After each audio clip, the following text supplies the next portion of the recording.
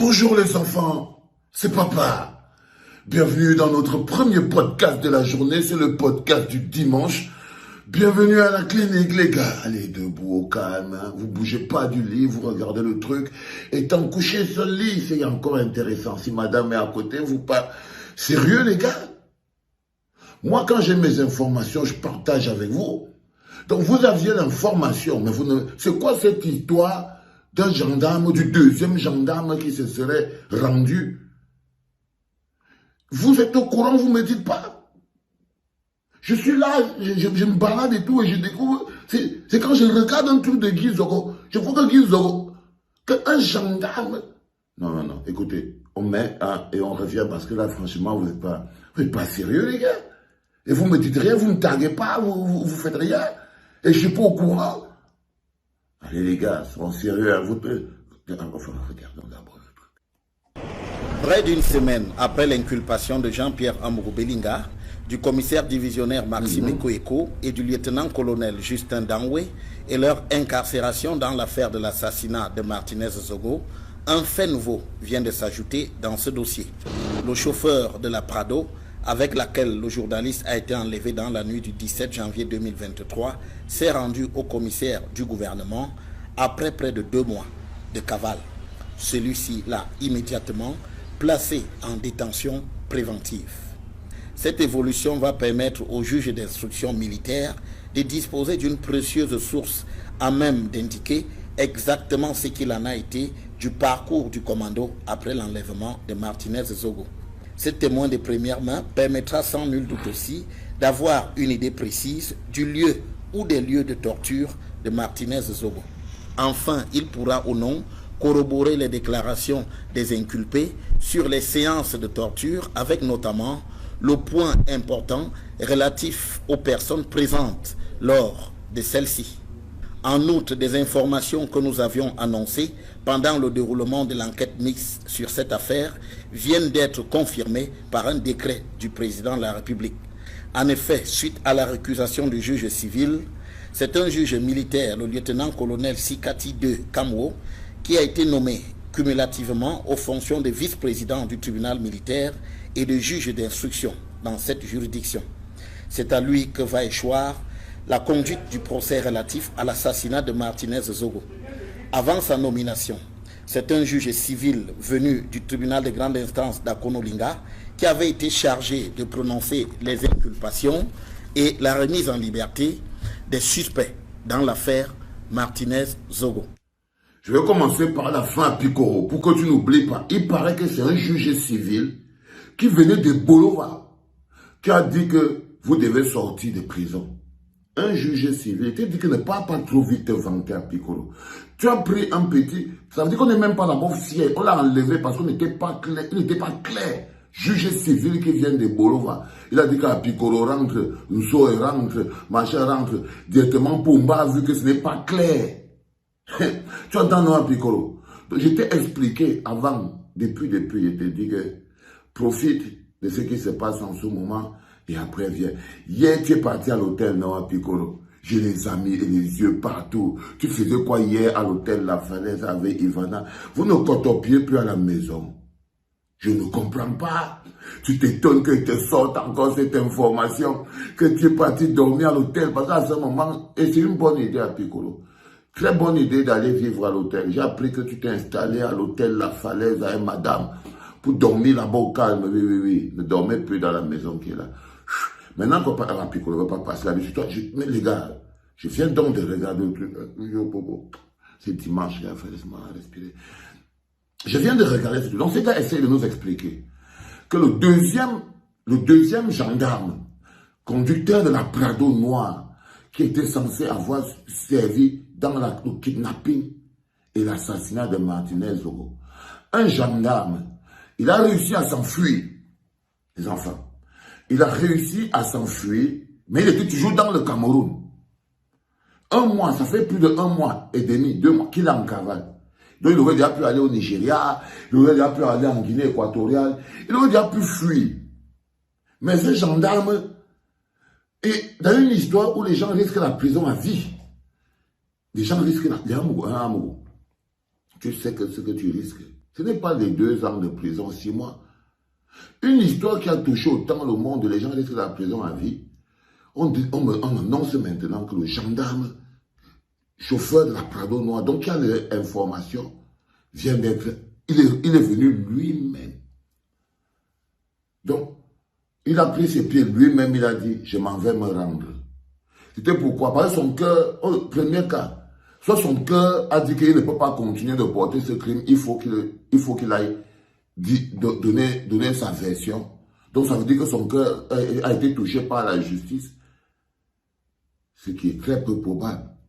Les enfants, quand on vous explique que nous sommes en ce moment dans une histoire très kafkaïenne, pourquoi nous, le peuple, on doit toujours... Moi, on ne connaît ni le nom de ce monsieur. Moi, j'ai entendu que le 2e chauffeur, mais on ne connaît pas qui il s'appelle. Parce que je ne sais pas, est-ce que Guizou a dit quelque part à un moment comment il s'appelle. On nous dit juste qu'il va apporter des informations. Je vous dis, quand le flou commence à s'installer sur quelque chose, ça veut dire qu'on est déjà en train de fabriquer la marmite d'une contrée. Et vous étiez là, vous ne me dites pas, je veux juste vérifier quelque chose. Et vous ne me dites pas, est-ce que c'est normal? Est-ce que c'est normal? Vous ne dites rien, mais ça c'est une arnaque. Ça c'est du banditisme. Même son nom n'est pas sorti. Donc comme ça, on nous a dit que le bonhomme est venu et il s'est rendu. Et bon, il va donner des informations importantes. Donc tous les gens qu'on a là, on essaie de nous expliquer que on a Justin Danoué, on a Amourou, on a Eko, on a même laissé partir Nsoé. Ça c'est d'abord la première erreur. C'est seulement par rapport à ses fonctions qu'il était un policier. Et je vous dis que quand on l'a fait partir comme ça, là, ça veut dire qu'il connaît peut-être plus qu'une vendie et autres. Parce qu'il y a quelque chose qui n'est pas clair. Ok? On les a fait rentrer chez eux. Tous ces gens qu'on a arrêtés, malgré le fait qu'on les a tous arrêtés, jusqu'à le lieutenant-colonel Danoué, on ne sait plus. Et on leur a posé des questions pendant 1 mois. On leur demandait quoi? On leur a posé des questions pendant 1 mois et ils nous expliquent qu'après 1 mois, la personne ne sait toujours où exactement Martinez a été tué. C'est-à-dire que les gars veulent nous expliquer que Martinez s'est kidnappé lui-même. Hein? Il s'est kidnappé lui-même. Il s'est amené quelque part. Il s'est torturé lui-même. On ne sait toujours pas. Parce que eux là, qui sont les principaux suspects, aucun d'eux n'a une idée de quoi. Mais ils se foutent de la gueule du peuple. Et Martinez a rampé lui-même, après s'être déshabillé, auto-défoncé le barzi, auto-mutilé, auto-croqué les doigts et tout. Il est parti lui-même tout seul. Il a tiré son ventre à terre. Il est parti arriver dans ce terrain vague. Au point où tous les gens qu'on a arrêtés, personne ne sait.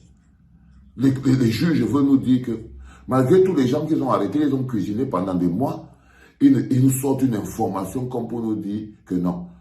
Nous, on ne sait même pas encore où Martinez a été tué. Amouré a mis son mandat de dépôt. Son mandat de dépôt à la prison centrale de Konengi. Eko est déjà sous mandat de dépôt à la prison centrale de Konengi. Mais ils ne savent toujours pas où. Ils veulent nous dire qu'ils ne savent. Et que bon, maintenant, ils ne savent pas où exactement Martinez a été tué. Est-ce que vous trouvez que... Je vous ai dit que si on avait atteint le niveau du peuple, ils ne pourraient pas faire ce qu'ils sont en train de faire là. Je vous dis, vous verrez qu'on sera un peuple. Je vous dis que là, on a encore des embryons de population. Donc un gars comme ça dit n'importe qui, on peut se lever, on parle.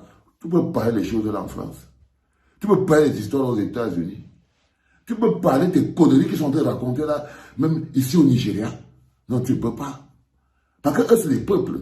Le peuple nigérian, le peuple français, le peuple américain, les populations camerounaises.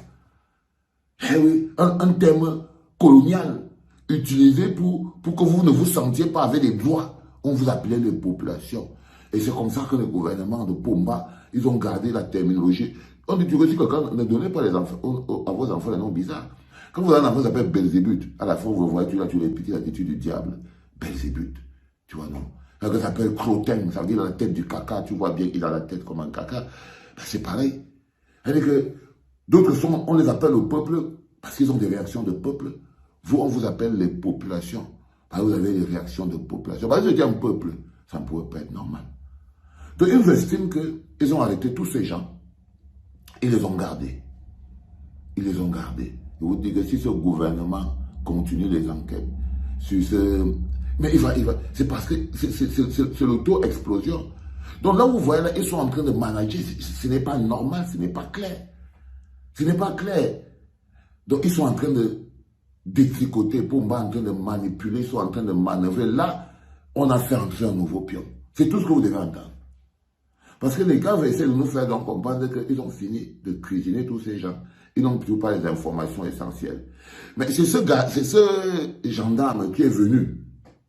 C'est ce gendarme qui va maintenant venir peut-être nous donner la clarté de où Martinez a été amené, la chronologie des histoires. Donc ils estiment que de tous les gens, même ceux qui ont, on a dit qu'on a arrêté même d'autres gars de la DGRE, qui ont participé au commando, eux ils n'ont pas les informations que le chauffeur va donner là.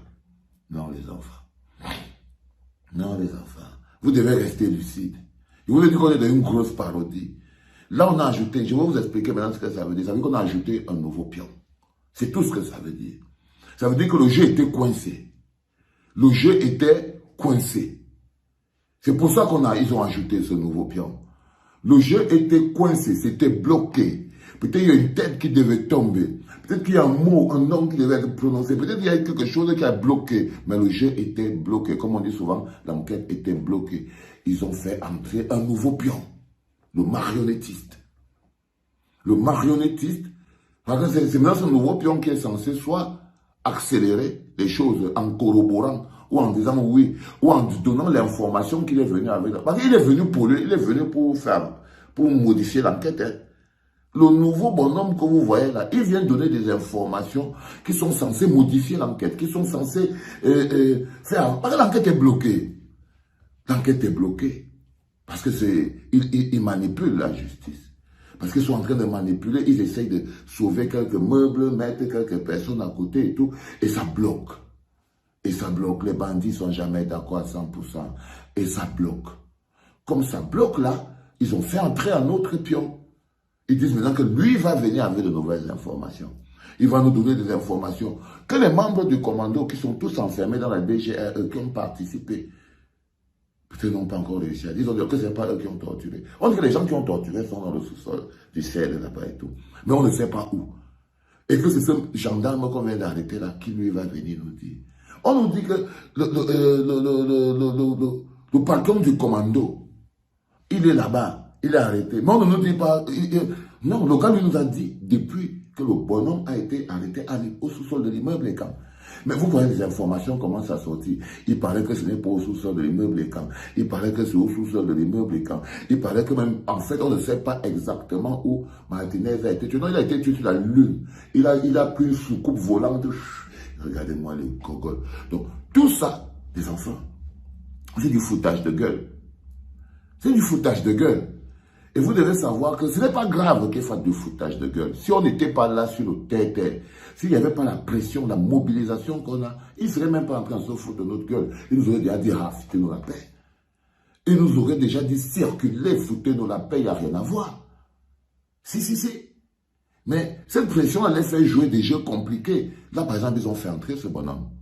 Parce que ce bonhomme, il vient là porteur d'une information dont ils ont besoin pour faire avancer l'enquête dans un sens ou dans un autre. Dans un sens ou dans un autre. Mais c'est du pur foutage de gueule pour eux-mêmes. Ils essaient de nous expliquer que non. Martinez a marché tout seul. Il est parti, il s'est pris le truc, et bim, c'est mort, quoi. Vous voyez ce que je veux dire? Donc, je tombe sur cette information, et je me dis, mais c'est pas vrai ça. D'abord, on me dit que non. Le juge civil qui a libéré les Apikoro et tout, il venait de Sarmelima. Qu'est-ce de Sarmelima, les gars? Et le juge vient de Sarmelima. C'est normal, les gars. Non, on ne peut pas croire un juge qui vient de Sarmelima. Non, on ne peut pas. On fait comment? On fait comment? Le gars vient là-bas, peut-être que lui, il a pris son droit en boulot. Le juge de Sarmelima. Donc, c'est lui qui a libéré les Apikoro. C'est ce juge de Sarmelima qui a libéré les Apikoro. Et là, on nous dit que maintenant, le nouveau bonhomme est venu. Non. Il y a quelque chose qui n'est pas clair. Je vais finir ce premier podcast en te disant, toi, Mourou, tu crois que tu es costaud, non? Tu insistes avec cette histoire de cathédrale, n'est-ce pas? Tu insistes avec cette histoire de cathédrale. Les enfants, je vais revenir. Rendez-vous pour le deuxième podcast tout à l'heure. Hein? Toi, amoureux, va te frotter un peu les oreilles là. L'homme bêti est fondamentalement méchant, fondamentalement jaloux, égoïste. Il me met les pots à banane. Hein? Réveille-toi, mon ami. Un prisonnier ne dort pas jusqu'à 10 heures, moi, quelqu'un. Un prisonnier ne dort pas jusqu'à 10 heures. Tu fais quoi là? Les enfants, c'était papa. Je suis surpris.